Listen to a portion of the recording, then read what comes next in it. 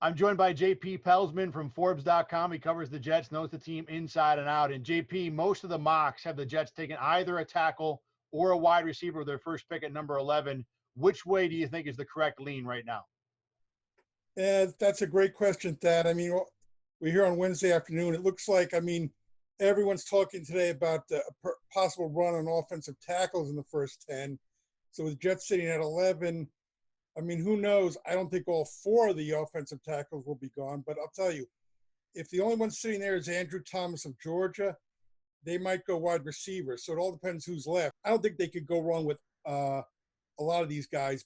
But I think, to me, Joe Douglas has to just sit there and stay patient. I would not trade up because he needs all the draft capital he can have because, let's face it, they have a ton of holes right now.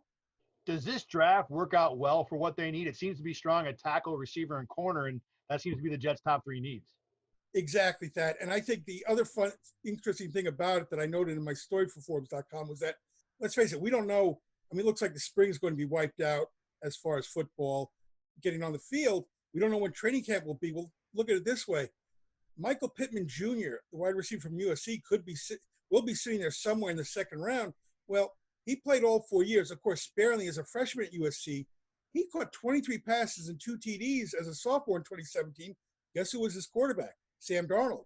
So they already have a little bit of the chemistry. So here's a guy who could step in right away, and he doesn't have to introduce him to Sam Darnold. Sam Darnold knows who he is. So at least they'd have like a little bit of a head start. I think that would be a good way to go in the second round if they take the tackle in the first round. How important is this draft for Joe Douglas being his first? Oh, boy. You just hit it on the head, is that I think he really has to set a tone. It's not his fault, but let's face it. The Jets have not drafted well. We've seen all these stories about, they haven't had a good second-round pick since Joe Namath was in pantyhose. And the first rounders, let's face it, the first rounders this decade have not been good. He needs to hit some home runs, and he needs to establish his brand on this team. And 4 picks in the first 79 selections. He needs to really remake this team, Thad, and he needs to do it now. Separate from Douglas, how important a draft is this for Adam Gase? You think Douglas, even if he misses on this one, probably has at least 1 or 2 more left. Gase's job is probably under fire if they don't hit, with talent acquisition this year. Oh, you're exactly right. That's why I probably mentioned, offensive players. He needs to fix that offense right now. So, Adam Gase is going to be looking very carefully what Joe Douglas does. But, Douglas has to be his own man. Like you said, though, Douglas has 6 years, but Adam Gase has a much shorter lease than Douglas. That's a good point. Again, you have a coach who needs to turn this around right now and a GM who is looking a lot more long-term than the head coach. Definitely, good point.